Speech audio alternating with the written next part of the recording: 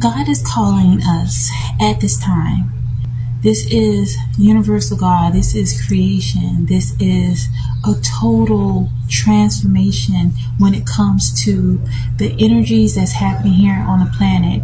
All these things that's happening within Mother Earth, within the cosmos, all these things have a direct correlation to what is happening with us. The separation between the divine feminine and the divine masculine is for a reason, to actually get into a place of divinity. Okay?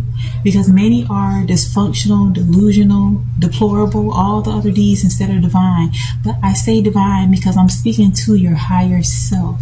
Amen. And so when you're seeing an influx of people that are deciding that, okay, I need to separate from this person or that person. Some of you are separating from family members. Some of you are separating from jobs. All these things are not happening in a vacuum. This is a sense of balance coming into play. And oftentimes things have to go their own way in order for individuation to take place, meaning to focus inward and to do that healing inner work on yourself. And then you come back together, bringing about wholeness. So I want to share Micah 4:13, which reads, "On your feet, daughters of Zion, be threshed of shaft, be refined of dross.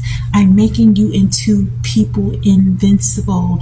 Notice the Most High did not say invisible, but invincible. And this is why it's so important to continue to press forward in how you feel about your standards, about patterns you're not going to allow to persist in your life, about your value, and why all of that is valid.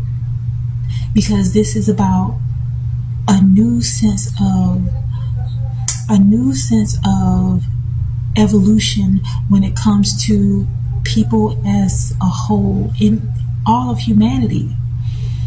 All right, although things may look like it's going down to the depths of the dirt, sometimes things have to completely be destroyed in order to be rebuilt on more solid foundation.